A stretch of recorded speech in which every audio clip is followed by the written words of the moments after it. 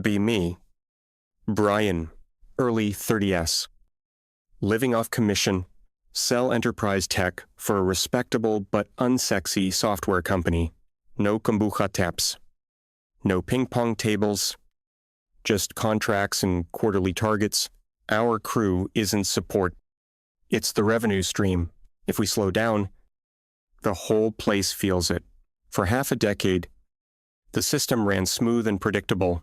The philosophy was straightforward. Close deals. Earn your cut. Front and center in the office hung a massive screen, leaderboard, blazing for everyone to see. It showed everyone's name, their monthly quota, and their sales in real time. Your commission was directly tied to how much you sold over your quota. You sell big, you earn big, you slack off. You get a base salary and not much else. It was pure, simple, and it worked. The office had a constant buzz, phones ringing, guys talking strategy, a bit of friendly trash talk. The king of this jungle was Derek. Derek was a natural, one of those guys who could sell water to a drowning man. He lived for the top spot on that leaderboard. It wasn't just about the money for him, though the money was insane. It was about the win. He'd close a massive deal, slam his headset on the desk, and walk over to the board just to watch his name flash green at the number one spot. We all wanted to beat him. Every month was a new race. Most of us never did. But trying made us all better and richer. I was usually a consistent number 2 or number 3. I wasn't as flashy as Derek. But I was steady. My clients trusted me. My commission checks paid my mortgage, and then some. Then there was Nolan. Nolan was in his late 40s, a veteran of a dozen sales floors. He'd seen it all. Nothing surprised him. He'd watched Derek's victory laps with a tired, cynical smile. He'd say things like, "Enjoy it while it lasts. Kid, the world always finds a way to screw with a good thing." We thought he was just a grumpy old guy. Turns out he was a prophet. Our old boss, a guy named Dave, was a sales guy himself. He got it. He set the quotas, managed the budget, and otherwise left us alone to hunt. As long as the numbers were green, he was happy. Then a few months back, Dave got a huge promotion. Moving up to a national role, we were happy for him. Gave him a nice send-off. We all figured one of the senior guys from the team would get his job. We were wrong. A week later, an email from HR announced our new department head. Her name was Kia. The email had a picture.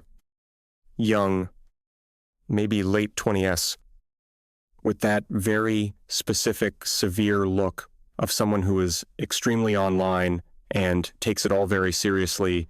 Her bio didn't mention a single day of sales experience. It was all about team-building initiatives, workplace culture enhancement, and fostering equitable environments. A cold feeling started to creep into the office. The day she arrived, the entire vibe changed. She walked in like she was entering a hazardous waste zone. She looked at the 12 of us, all men sitting at our desks, and her expression was a mix of pity and disgust, like we were a problem that needed to be solved. The leaderboard, our glorious, glittering monument to merit, seemed to offend her the most. She kept staring at it. Her lips pursed. She called a mandatory meeting for that afternoon. We all filed into the conference room. Derek was still amped from closing a deal. Talking about his numbers, Chia walked in, and the room went silent. She didn't introduce herself in a normal way. "No? I'm Kia. Excited to be here." Instead, she launched into a prepared speech. It was a masterclass in corporate buzzwords.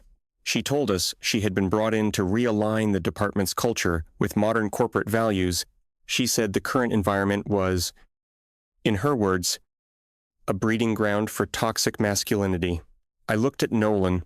He was leaning back in his chair, eyes closed, a faint smile on his face. He was enjoying the show. Chia pointed a finger towards the office in the direction of the leaderboard. She explained that public rankings and individual incentives create a hyper-co-competitive, non-inclusive, and psychologically unsafe atmosphere. Derek actually started to open his mouth to argue, but one of the other senior guys subtly shook his head. Don't engage. She went on to say that competition is a patriarchal construct designed to elevate a few aggressive individuals at the expense of group harmony. The goal was no longer to be the best. The new goal was collaborative success. Then she dropped the bombshells, effective immediately. The leaderboard was being removed. All individual commissions and performance-based bonuses were abolished. The room felt like all the air had been sucked out of it. My entire financial plan for the year evaporated in that single sentence. Derek looked like he had been physically struck. His face was pale. That's his entire motivation. His entire reason for getting up in the morning. Gone. In its place, she was introducing a new team success dividend. If, and only if, the entire department collectively hit 100% of the monthly sales target, every single person would receive a small, flat-rate bonus. Someone asked how much the bonus would be. She named a number. I did some quick math in my head. It was less than a quarter of my worst bonus month in the last 3 years. For Derek, it was probably less than what he spent on coffee. It was a rounding error. An insult. She finished her speech with a bright, artificial smile. She told us she was so excited to build a workplace based on equity, not rivalry. She expected us all to be thrilled. The meeting ended. Nobody said a word. We just filed back out to our desks in a daze. The next morning, we came in, and there was a blank space on the wall where the leaderboard used to be. It was like a tombstone. The mood was bleak. The usual morning buzz was gone. It was dead silent. A few of the guys were polishing their resumes. Others were just staring blankly at their screens. Derek was furious. He was pacing, talking about going to HR, going to Chia's boss, raising hell. He was ready to burn the whole place down. It was Nolan who stopped him. A few of us had gathered near the coffee machine, a sort of spontaneous council of war. Nolan was calm. He told Derek that going to HR was the worst possible thing he could do.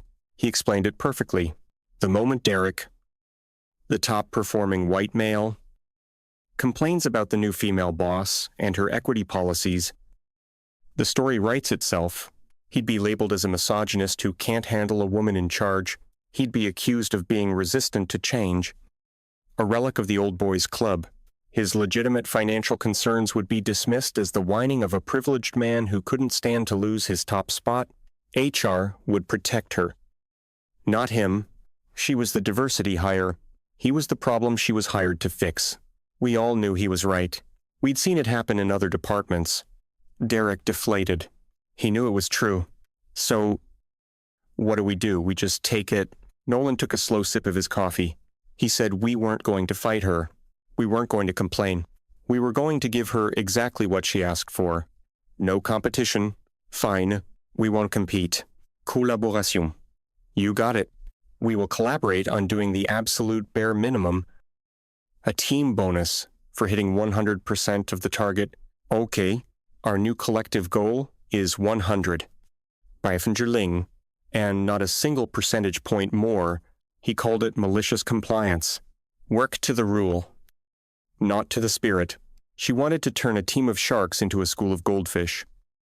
So we would become the most placid, cooperative, and mediocre goldfish she had ever seen. The idea spread like wildfire. There was no formal agreement, just a collective understanding. A quiet nod between desks. The rebellion would be silent. The first month of the new era began. The change was surreal.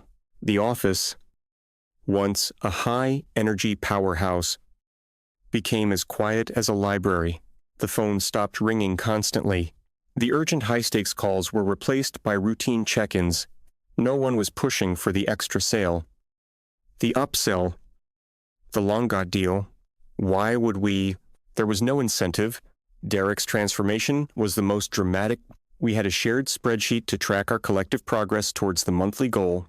It was Chia's idea for transparency. Derek calculated his exact share of the total target. It came out to about 112th of the goal. He spent the first 2 weeks of the month methodically closing just enough deals to hit that number precisely. On the day he hit his target, he leaned back in his chair, put his feet up on his desk, and started browsing luxury watch websites. He did this for the rest of the month. If a client called, he'd take the call. But he wouldn't push, he wouldn't try to close. He'd just say, "I'll get back to you next month on that." I did the same. I hit my minimum number, and then my motivation just vanished. It was a strange feeling. For the first time in years, I wasn't stressed. I also wasn't engaged. I was just present. I spent my afternoons organizing my desktop folders, clearing out my email inbox, reading the news. We all did our part. We checked the tracker. "Hey, Steve, you're a bit behind. The team needs you. Mike, you're a little too far ahead. Maybe slow it down." We were collaborating perfectly. The last week of the month was tense. We were at 95% of the goal. A few of the newer guys started to panic, thinking we wouldn't make it. Nolan just laughed. He said, "Watch this." He had a few deals he'd been keeping warm. Sitting on the contracts, on the second to last day of the month, he closed them. It pushed us to 100. 500 He was immediately scolded via a group chat for overachieving and making the rest of us look bad. It was all a joke, but not really.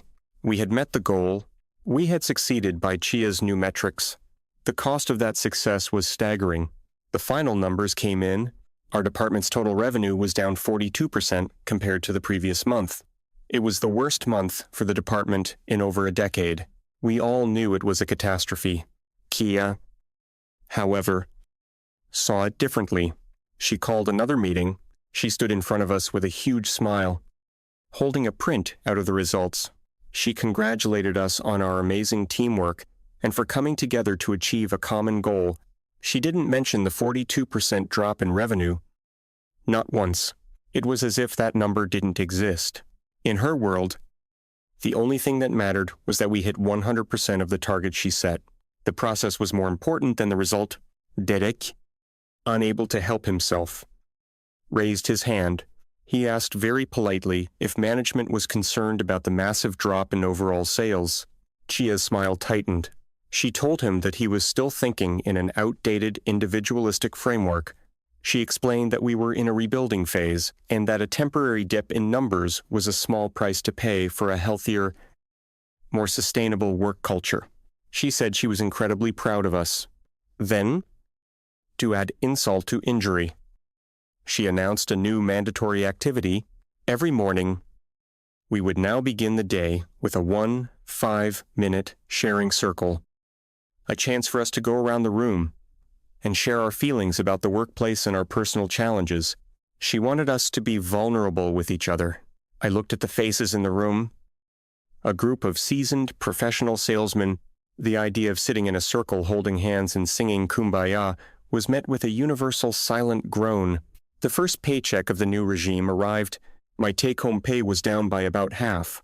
I saw Derek looking at his pay-ub with a look of pure disgust before deleting the email.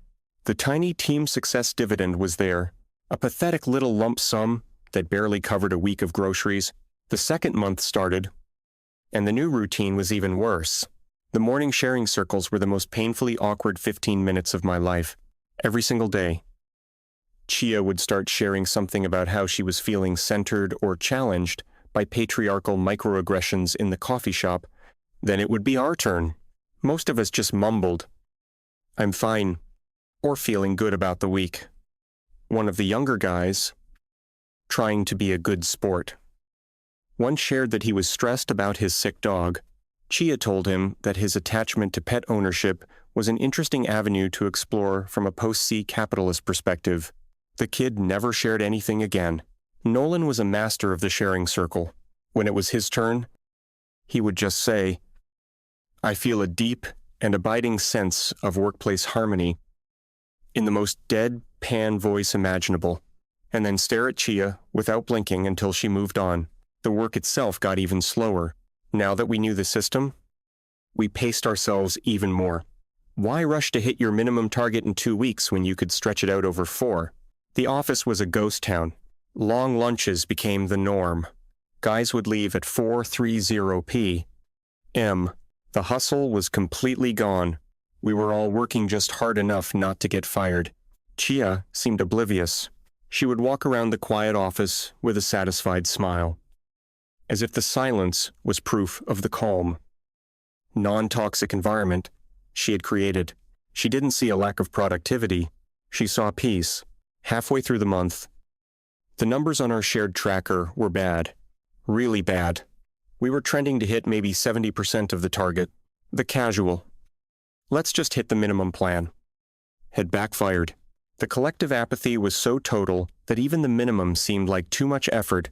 Suddenly, there was a risk of not even getting the tiny, insulting bonus. Chia finally noticed. The panic started to set in for her. Her calm, smiling facade began to crack. She started sending out motivational emails every morning full of inspirational quotes and corporate art of diverse teams rowing a boat together. No one read them. She started scheduling one-on-one meetings with each of us. My meeting was bizarre. She didn't ask about my clients or my pipeline. She asked me how I was feeling about my role in the team. I gave her some generic corporate answer. She told me she felt I wasn't emotionally invested in the group's success. I wanted to tell her that I'm emotionally invested in my mortgage, my car payment, and my kids' college fund, all of which were now in jeopardy because of her policies. But I just nodded and said I would try to be more invested. Her meeting with Derek was apparently legendary. We couldn't hear it all, but we saw them through the glass wall of her office.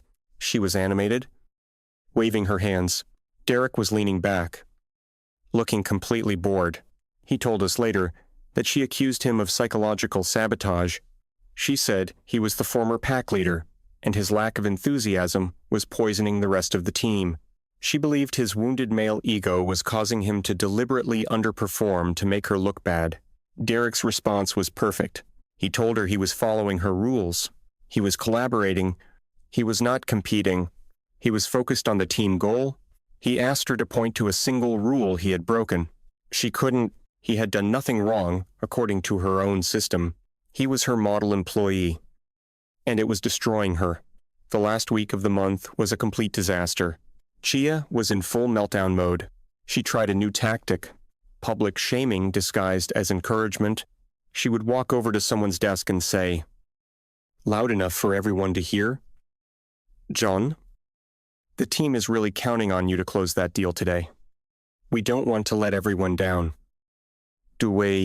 It had the opposite effect. It just made everyone resent her more. The final days ticked by. The numbers didn't move. The month ended. The final result? 78% of the target. We had failed. There would be no team success dividend. The total revenue was even lower than the previous month. The company had lost a massive amount of money. A deep, dark gloom settled over the office. We hadn't just lost our commissions. We had lost. Period. And it felt awful. We were all waiting for the other shoe to drop. There was no way management could ignore numbers this bad. Something had to break. The day after the disastrous month end, Chia called another mandatory meeting. Her cheerful, condescending demeanor was gone. She looked stressed. There were dark circles under her eyes. She walked into the conference room and didn't even say good morning. Her tone was sharp, accusatory. She told us that she was profoundly disappointed in our performance. She said that she had provided us with a psychologically safe and collaborative framework, and we had failed to embrace the opportunity. According to her, the problem wasn't her system. The problem was us, our ingrained resistance to collaborative methodologies. Derek started to say something, but Nolan, sitting next to him, put a hand on his arm. Not yet. Let her talk. Chia then unveiled her brilliant new plan to foster mutual accountability. It was a mandatory buddy system. Each of us was assigned an accountability partner. Your performance for the month would be directly linked to your partners. You were supposed to support, encourage, and enable each other. We had to have daily check-ins with our partner and submit a weekly report to her. Co-signed. Detailing our collaborative efforts, she thought she was being clever. She thought she could force us to care about each other's numbers by tying our performance together. She had just invented teamwork. But with more paperwork and forced social interaction, my assigned partner was one of the younger guys. Tim. He was a good kid. But he was clearly terrified of Chia and just wanted to keep his job. Derek was paired with Nolan. Cha announced that pairing with a smirk, saying she wanted Nolan's veteran experience to mentor Derek's latent leadership potential. She was trying to put her two biggest problems in a cage together, hoping they'd neutralize each other. It was a massive miscalculation. The third month began, and it was somehow even more dysfunctional than the second. The buddy system was a complete farce from day one. Our daily check-ins were a joke. Tim would walk over to my desk looking nervous. So, you, making any calls? I'd tell him, yeah. A few. You? Yeah. Me? Two. Okay. Good check-in.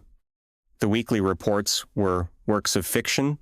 We filled them with the most meaningless corporate platitudes we could think of. This week, Brian and Tim engaged in synergistic workflow alignment to maximize client outreach potential. We leveraged our mutual skill sets to overcome collaborative challenges and foster a positive feedback loop. Chia read these reports and seemed to believe them. She'd send back emails with notes like, "Excellent progress. This is what true teamwork looks like." Meanwhile, Derek and Nolan's partnership was a thing of beauty. They held their check-ins at the coffee machine. They'd just stand there talking about sports or cars or anything other than work. Their weekly reports were masterpieces of sarcastic compliance. Nolan wrote things like, "Derek has shown remarkable growth in his journey away from individualistic paradigms. His commitment to the collective is an inspiration." Derek wrote, "Nolan's wisdom has been a guiding light in these challenging times. He has helped me to deconstruct my own competitive instincts." They were openly mocking her, but her ideology was so rigid that she couldn't see it. She took it as a sincere victory. The actual sales numbers, however, continued to be abysmal. We were all still operating on the bare minimum principle. The buddy system just meant we now had to coordinate our slacking off. But then something happened that changed the game. It was about the middle of the month that I got a call. It was a huge potential client, a company we had been trying to land for over a year. Under the old system, this would have been Derek's Super Bowl. He would have locked himself in a conference room, worked 1 8-hour days, and moved heaven and earth to close that deal. The commission would have been life-changing. But now, there was no incentive. The potential revenue from this one deal was more than our entire department's monthly quota. Closing, it would mean we'd hit our team goal instantly. It would also mean that Derek would do 90% of the work, and the reward would be the same tiny, pathetic team bonus for everyone. He'd make the company a fortune and get a few hundred for his trouble. So, he didn't chase it.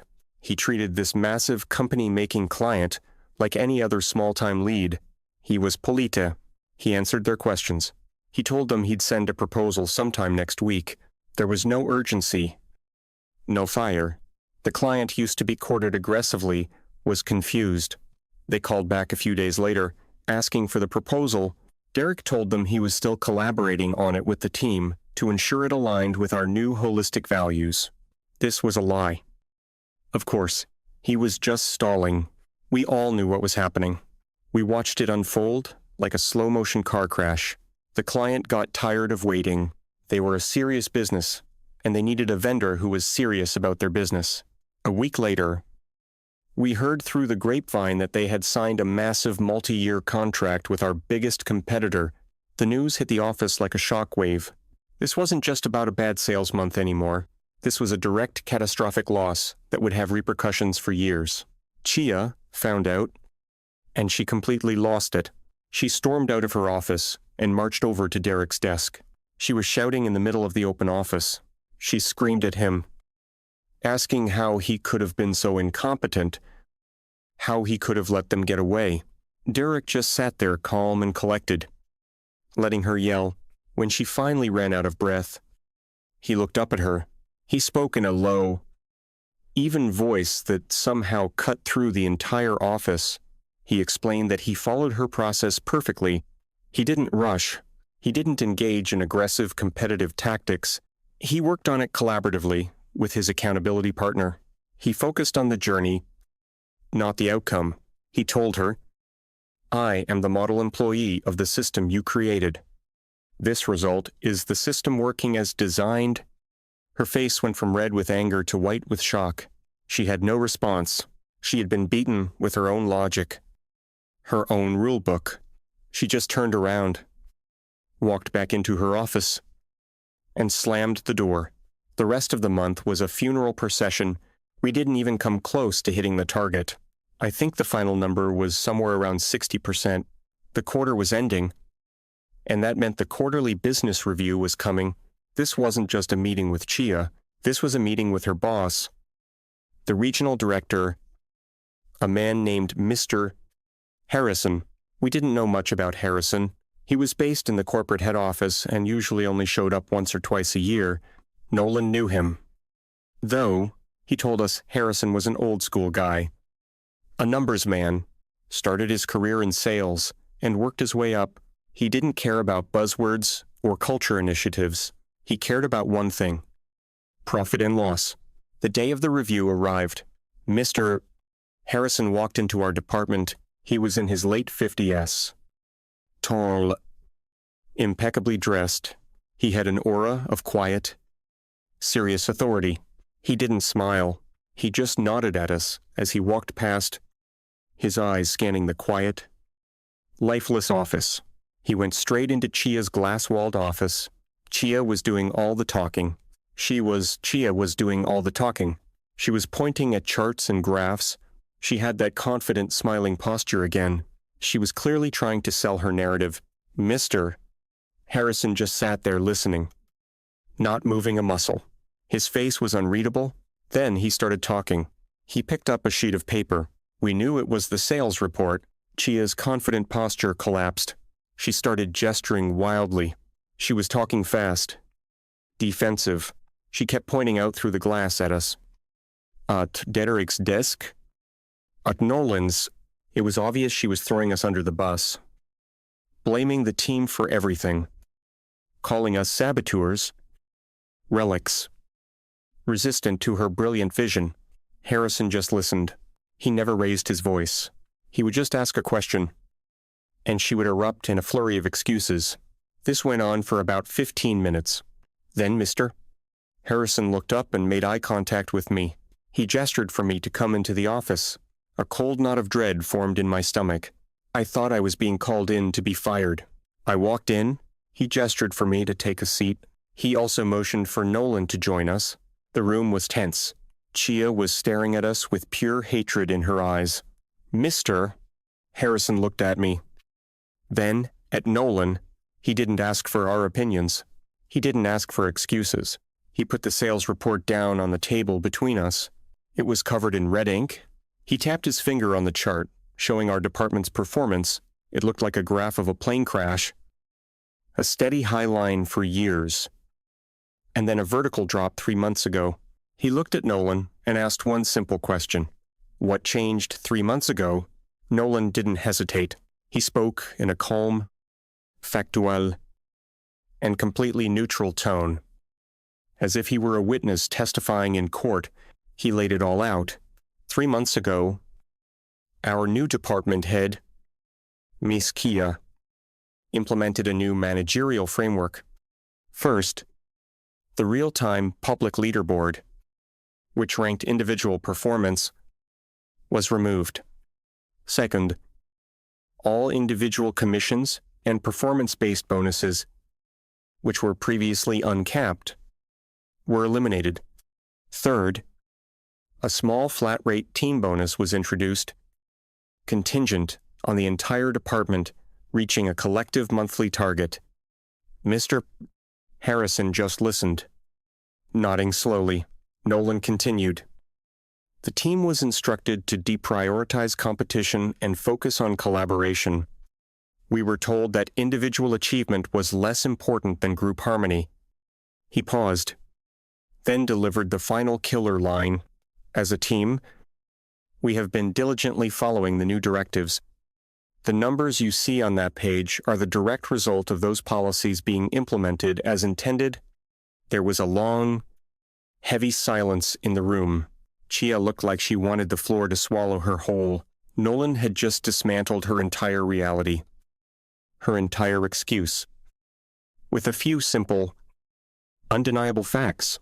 He hadn't accused her of anything. He hadn't complained. He just stated cause and effect.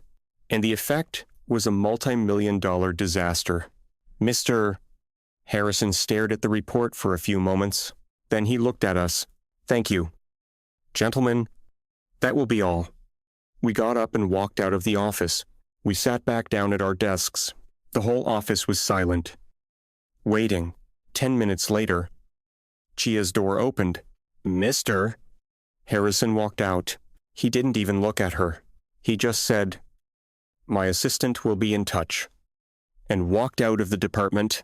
A few minutes after that, Kia emerged. She was carrying one of those standard cardboard boxes for personal belongings. Her face was pale and blotchy. Her eyes were red.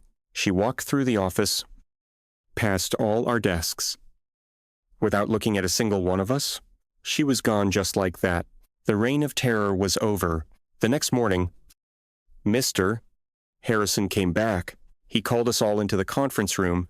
He stood at the head of the table. He didn't sit down. His speech was probably the shortest and most effective I've ever heard from a corporate executive. He said, "Good morning.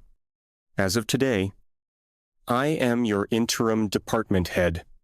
The experiment of the last quarter is officially over, effective immediately.